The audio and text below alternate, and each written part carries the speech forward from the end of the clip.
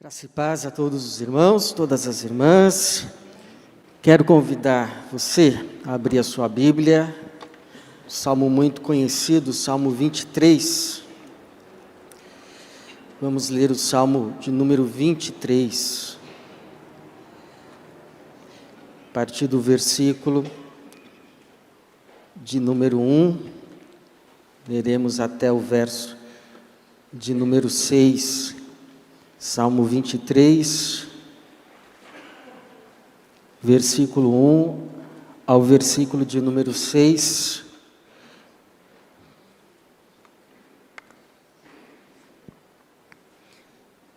Diz assim: O Senhor é o meu pastor, nada me faltará.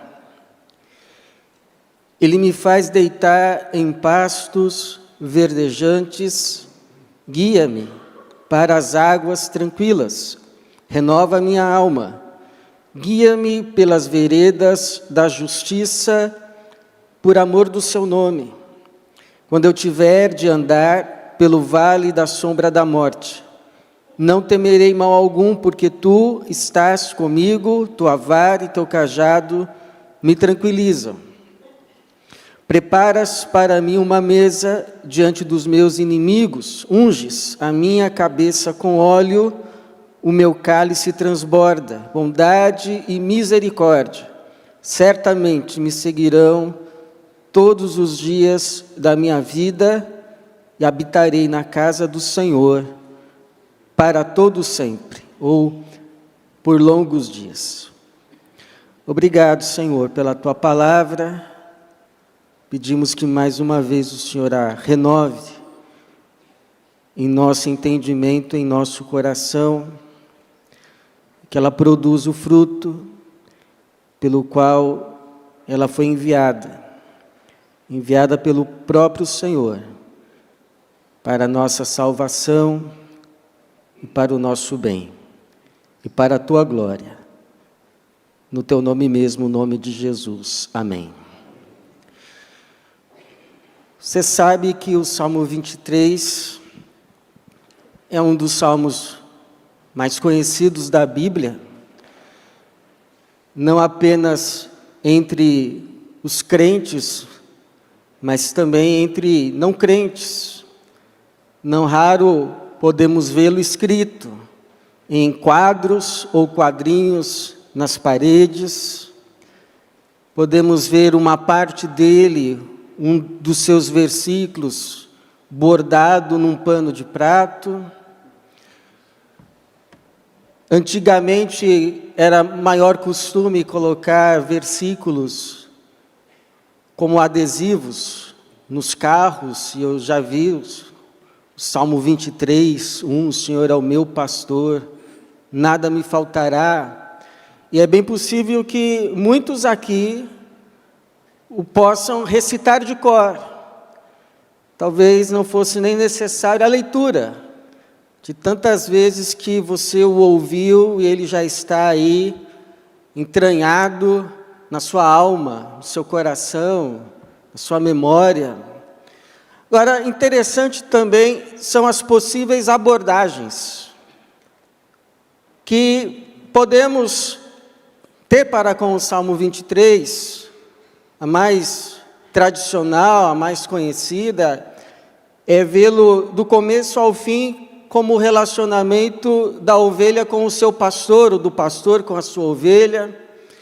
E quem faz isso enxerga, por exemplo, até o cálice que transborda, para manter a metáfora do pastor com a ovelha.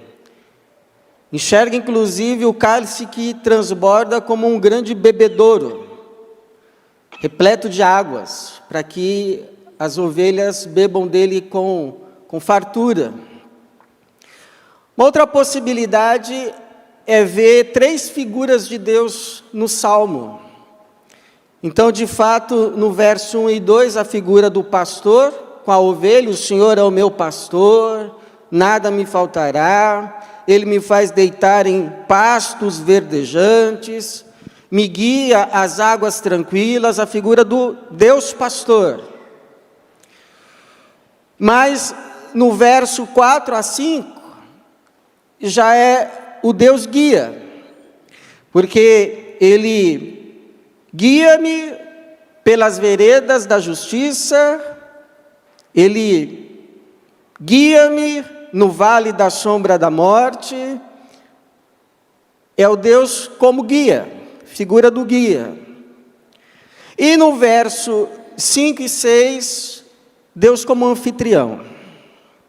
Aquele que nos recebe na sua casa, aquele que nos prepara uma mesa, que faz o nosso cálice transbordar, que unge a nossa cabeça com óleo, a casa onde vamos morar para sempre. Então, 3 figuras de Deus: o Deus pastor, o Deus guia e o Deus anfitrião. É possível ver o Salmo também assim.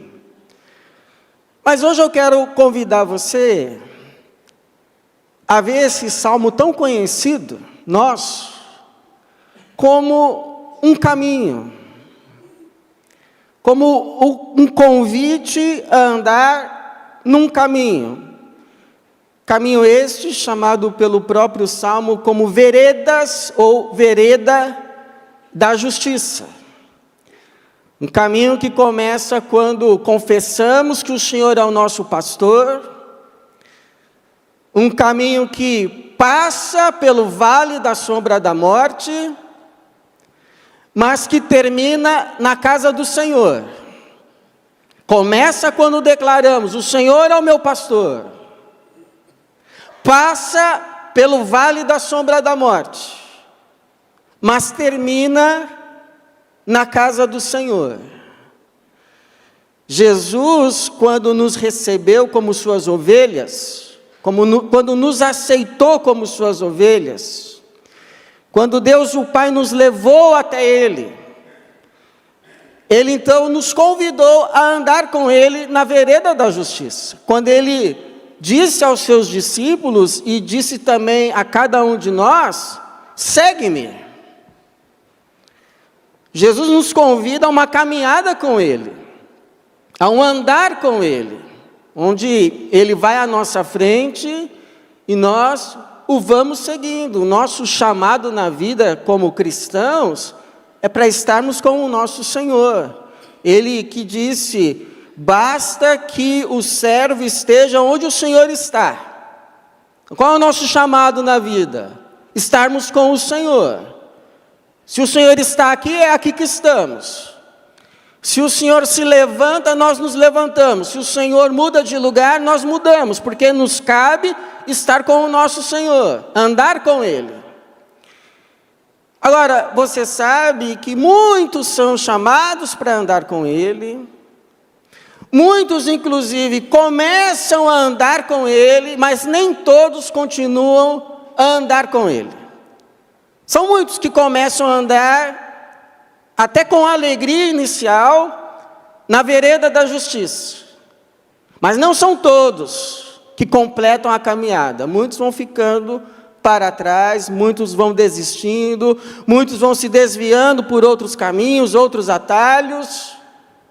Então a pergunta é: o que a gente precisa saber a respeito desse caminho, dessa caminhada com o Senhor, dessa vereda da justiça, para que nós não sejamos contados entre aqueles que começaram a andar nela, mas não completaram a caminhada, mas sejamos contados com aqueles que iniciaram a caminhada confessando: o Senhor é o meu pastor, passaram com Ele pelo vale da sombra e chegaram à casa de Deus.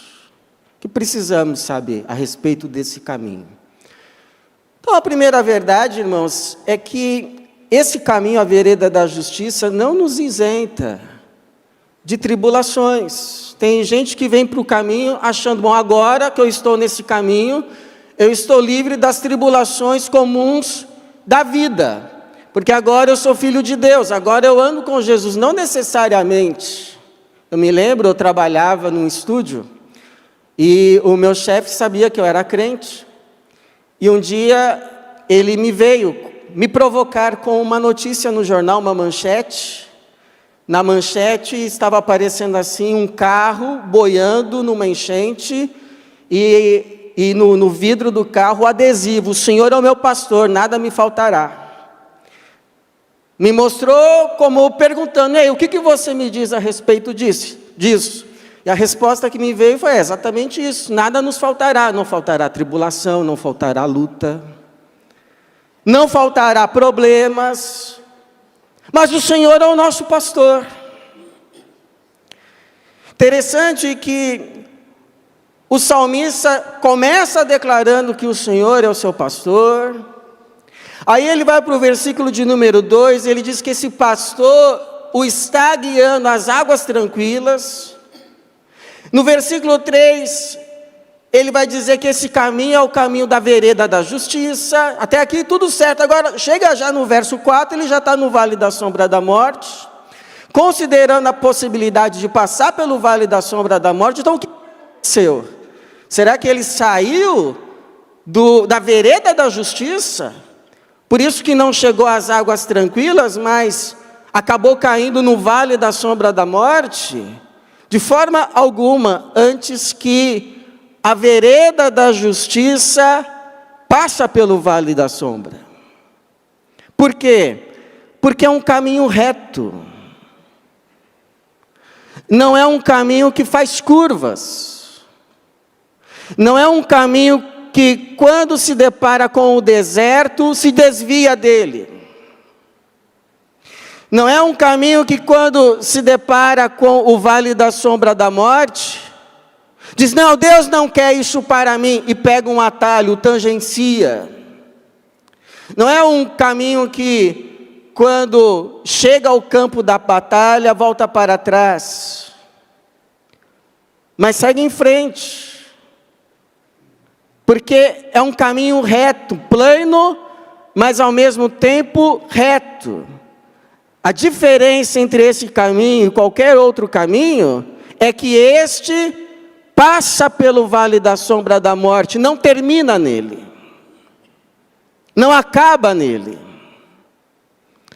Eu me lembro de um irmão que, tempos atrás, por trabalhar numa certa instituição que estava sendo investigada pela polícia, ele começou a ser investigado, teve o seu laptop apreendido, e ele, andando honestamente, fazendo aquilo que era correto, mas o fato de andar pela vereda da justiça não impediu que ele adentrasse esse vale da sombra.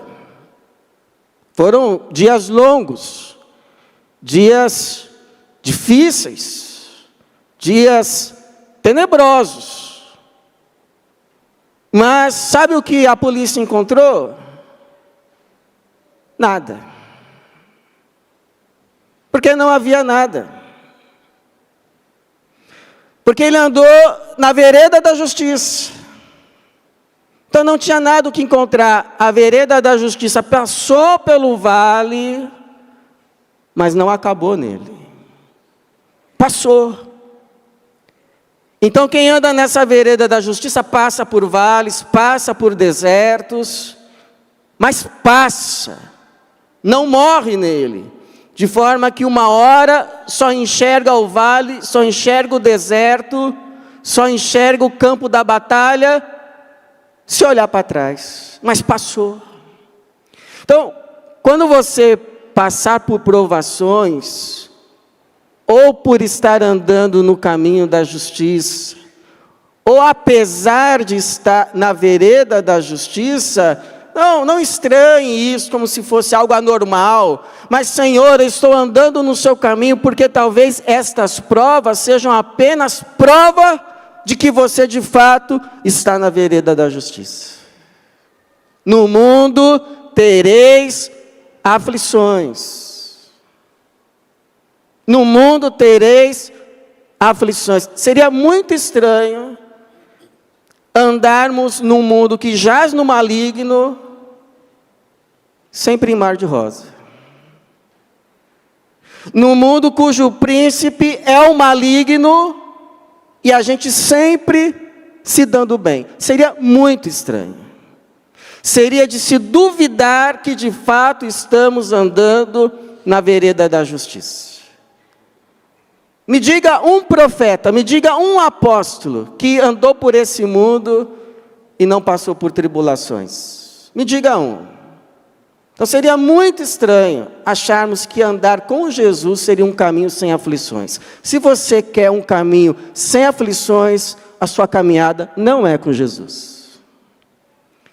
Porque o apóstolo Pedro vai dizer assim: não estranheis a provação que como fogo vos sobrevém, como se vos estivesse acontecendo alguma coisa estranha. Mas alegrai-vos por serdes participantes dos sofrimentos de Cristo, para que também vos alegreis e exulteis na revelação da sua glória. Como o apóstolo Paulo disse, se com Ele sofremos, sofremos porque estamos com Ele andando, para que com Ele também sejamos glorificados. Então tem um preço para andar com Jesus. Aquele que quiser vir após mim, tome a sua cruz. Vai passar pelo vale, vai passar pelo deserto, mas não vai terminar nele. Bom, segundo, irmãos, a vereda da justiça é o caminho do Senhor com o Senhor. Porque você diria assim: bom, mas se andar na vereda da justiça não me impede de passar pelo vale da sombra da morte, que vantagens tem de andar nessa vereda da justiça? É que a gente não anda nela sozinho.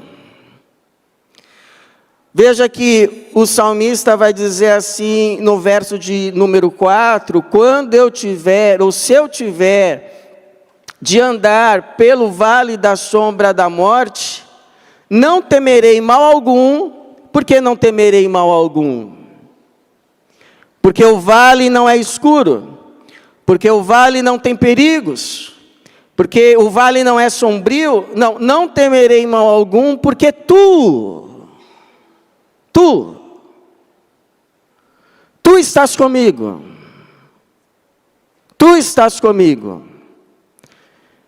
E se a gente prestar atenção, esse tu só aparece agora.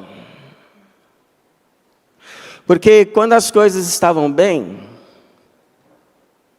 quando ele estava sendo guiado no caminho da justiça, em meio a pastos verdejantes, já avistando as águas tranquilas, ele falava do pastor dele na terceira pessoa do singular. Ele.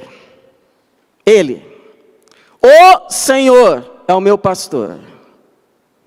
Ele me faz andar na vereda da justiça. Ele me guia às águas tranquilas. Ele me faz deitar em pastos verdejantes. É um Senhor Ele. Um Senhor que está indo à frente. Mas agora que chegou o vale, não é mais Ele. É tu. Não é mais o distante, quase que impessoal, Ele. Terceira do singular, mas é o pessoal, mais íntimo, mais próximo, tu. Tu estás comigo. Não estou mais falando sobre o Senhor, estou falando com o Senhor. Lembra o que disse Jó na sua angústia maior? Antes de eu passar por tudo isso, eu conheci o Senhor assim de ouvir falar, eu ouvia pregações, eu li histórias, mas agora os meus olhos te veem. A gente aprende muito, irmãos, quando a gente passa pelo vale da sombra, porque Deus fica mais perto da gente, e a gente fica mais perto de Deus. O pastor já não está mais lá na frente, o pastor está agora do lado, nos escoltando, ainda que a gente não perceba. Perto está o Senhor. E por que é importante saber disso? Porque a ovelha não vive sem pastor. Gato vive sem dono, cachorro, uma ovelha não. Ovelha pode estar no pasto verdejante, pode estar nas águas tranquilas, mas sem o seu pastor, ela está em perigo. Está em perigo. Ela pode estar num manancial, num paraíso, mas sem o seu pastor, ela pode estar rodeada de predadores e nem sequer perceber. É melhor estar com o pastor no vale da sombra do que estar nas águas tranquilas, nos pastos verdejantes, sem o pastor. Aí estamos perdidos. Estamos perdidos. Por isso que, irmãos, a gente pode perder tudo nessa vida, mas se não perdermos o nosso Senhor, não perdemos o nosso bem maior. Porque é do Senhor, é desse bem chamado Senhor, que depende todos os nossos outros bens e o nosso próprio bem. Que nenhum de nós possa se distanciar tanto desse Senhor, a ponto de um dia ter que aprender na prática aquele versículo que diz: quão amargo é, que coisa amargosa é viver longe do Senhor. E segundo, porque se já é difícil andar no vale, mais difícil ainda é andar sozinho com medo. Eu, quando criança, adolescente, eu lia Chico Bento. Olha que pastor culto. Mas tinha uma historinha do Chico Bento que eu achei muito legal. O Chico Bento queria ir no banheiro à noite, acordou querendo ir no banheiro. Só que a casinha do banheiro era fora de casa, era no quintal e estava escuro. Aí ele ficou com medo. Começou a imaginar lobisomem, um monte de coisa. Tentou andar, aí ouviu um barulho e voltou correndo. Até que o pai dele se levantou e o medo foi embora. E foi com ele. Assim também conosco. Quando a gente tem certeza que a gente está andando no caminho do Senhor, a gente tem certeza que o Senhor está conosco no caminho. E isso faz toda a diferença. Então ande na vereda da justiça, porque você vai ter pelo menos uma certeza que vai te encorajar: o Senhor está comigo. Tu estás comigo. Como Ele mesmo prometeu: eis que eu estou convosco todos os dias, até o fim dos tempos. E todos os dias inclui também as passagens pelo vale da sombra. Tu estás comigo. Esse é o maior bem, poder dizer, de fato, tu estás comigo. Isso é paz para a alma. Isso é paz para a alma. Sei que estou perdendo, mas sei que estou me mantendo na vereda da justiça, sei que estou no caminho do Senhor, sei que o Senhor está comigo no caminho. Esse é o maior bem. Perca tudo, mas não perca o Senhor. Você está bem com o Senhor. Não importa o que esteja acontecendo, com o Senhor você está bem. Agora, essa vereda da justiça, irmãos, terceiro, você pode se desviar dela. Você pode se cansar nela. O versículo 3 vai dizer assim: renova a minha alma. E são possíveis pelo menos duas traduções aqui. Uma é: restaura a minha alma. Então a ideia seria de uma ovelha que se desviou, de uma ovelha que foi parar na boca do lobo, mas foi resgatada pelo seu pastor, e agora o seu pastor está cuidando dela, está colocando o remédio nos seus ferimentos, está a restaurando. Então, o pecado faz isso com a alma. o se desviar da vereda da justiça, quem se desvia da vereda da justiça, peca contra si mesmo, machuca-se a si mesmo, peca contra a sua própria alma. E aí essa alma precisa ser restaurada. Essa alma precisa de arrependimento, esta alma precisa de perdão, esta alma precisa de cura, esta alma precisa de restauração. E é o Senhor quem faz isso. Agora, a gente pode traduzir também como refrigera a minha alma, que é a tradução que a gente mais conhece. Refrigera a minha alma. Aí a figura, então, não é de uma ovelha que se desviou, mas é de uma ovelha que se cansou no caminho. Não é que ela se cansou da vereda da justiça, mas se cansou na vereda da justiça. E ela precisa de alento, ela precisa de alívio. Ela precisa ser refrigerada. Você já se sentiu assim, com a tua alma cansada?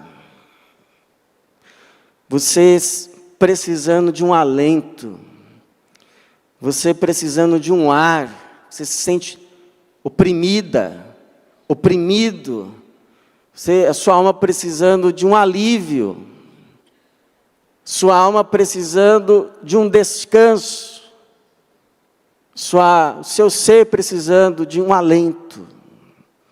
Então a Bíblia fala de algumas coisas que trazem alento à tua alma. Sabe o que traz alento à nossa alma?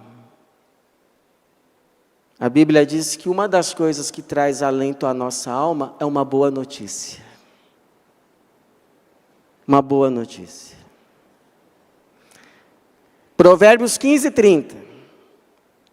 Boas notícias dão saúde aos ossos. A minha oração é que nessa semana você receba muitas boas notícias. E que isso seja um alento para a tua alma. Que isso te seja uma alegria. Que isso te seja um regozijo. Que isso te seja um refrigério.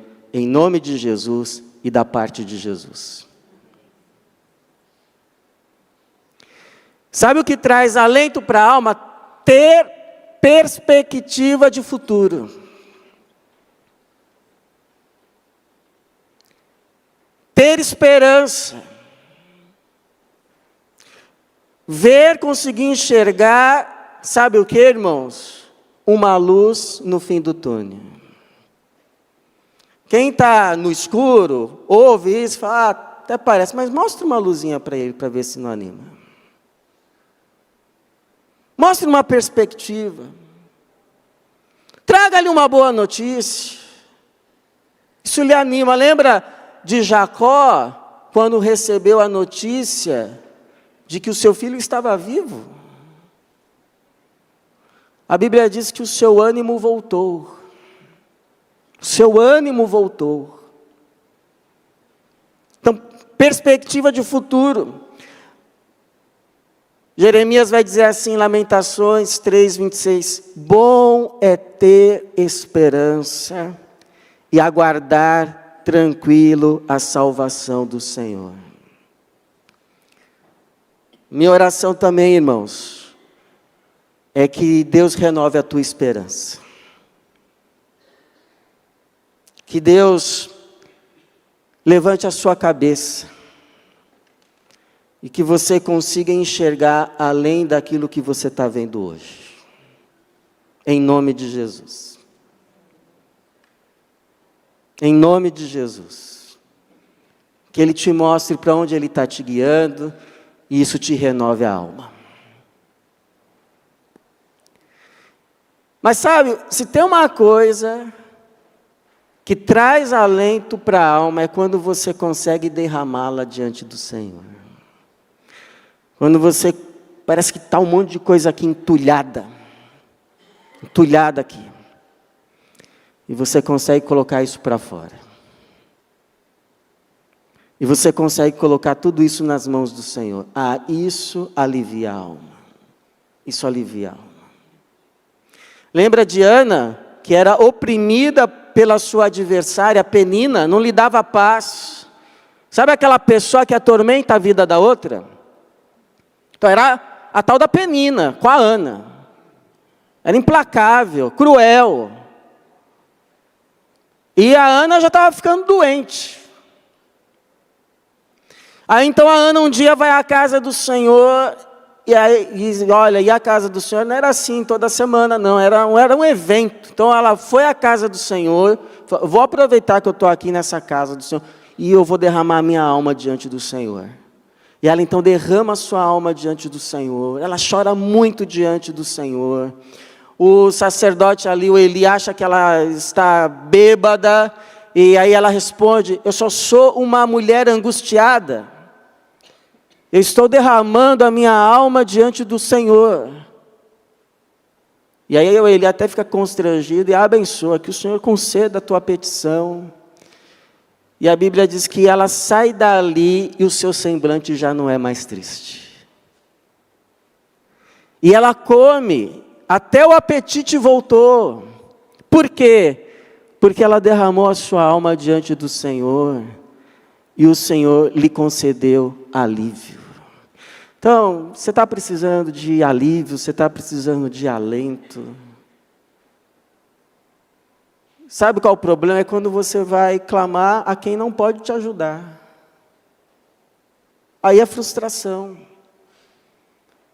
Então, se você está com a alma carregada, precisando de um alívio, precisando de uma luz, precisando de um refrigério, então vá até Jesus.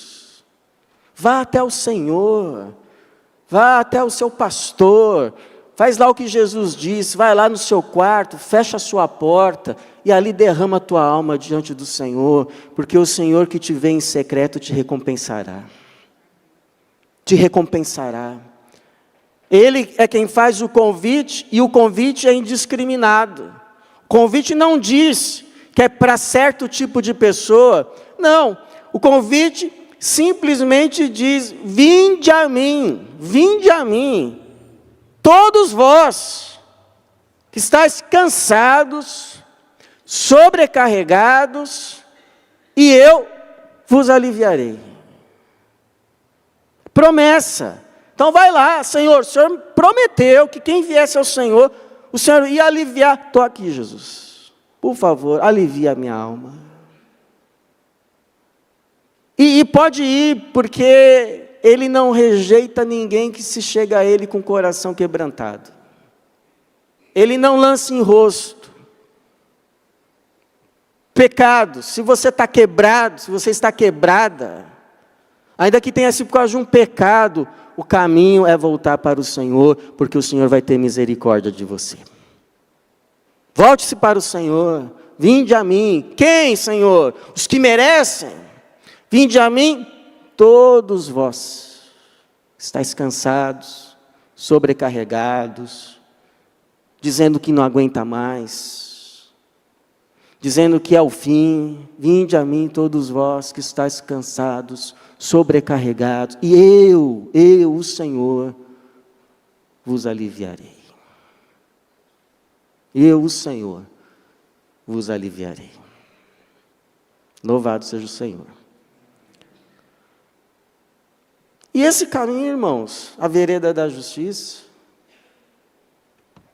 começa quando a gente confessa, o Senhor é o meu pastor, passa pelo vale, termina em vitória. Porque termina onde que tem que terminar, na casa do Pai. Termina assim: preparas para mim uma mesa diante dos meus inimigos, unges a minha cabeça com óleo. Essa era a forma de se receber um hóspede com honra, com festa. A gente vai ser recebido pelo Senhor, os que completarem a vereda da justiça, com festa. Como se recebe um atleta que terminou a corrida com salvas, com fogos, com palmas, com abraços. Nós vamos ser recebidos com honras pelo próprio Senhor.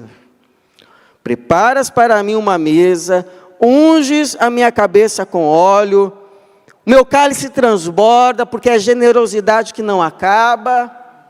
E é um hóspede tão querido, que esse hóspede é convidado a ficar nessa casa farta, nessa casa em festa, não por um dia, nem por 2 dias, mas para sempre.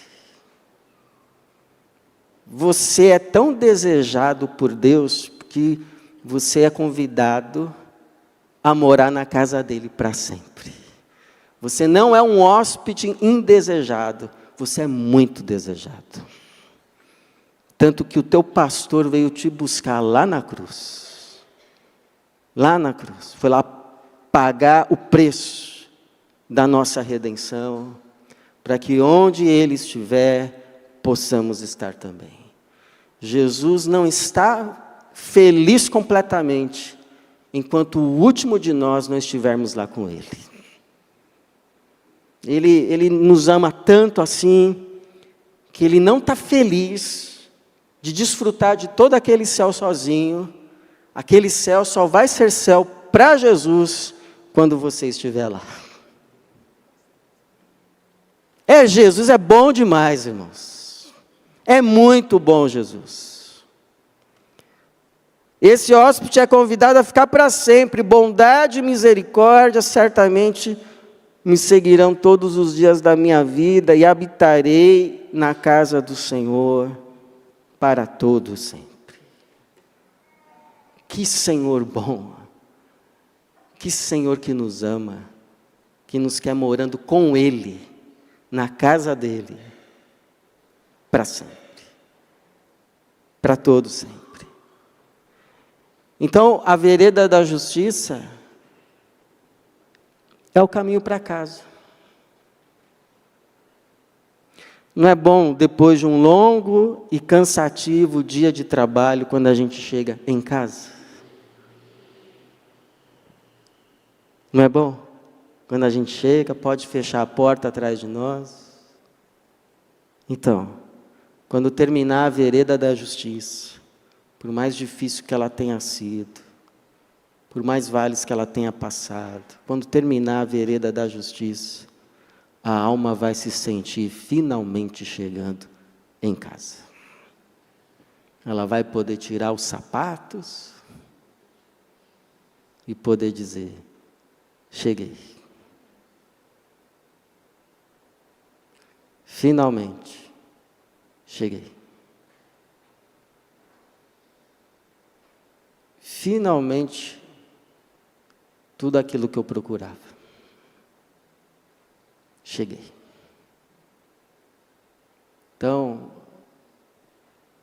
lembra o que Jesus disse: não se turbe o vosso coração, ou não se perturbe, não deixe inquieto o teu coração. Crede em Deus, crede também em mim. Na casa do meu Pai há muitas moradas, eu vou preparar lugar. E se eu for e preparar lugar, e eu voltarei para vós, porque eu não quero a minha casa vazia. Eu voltarei para vós, para que onde eu esteja, vós estejais também.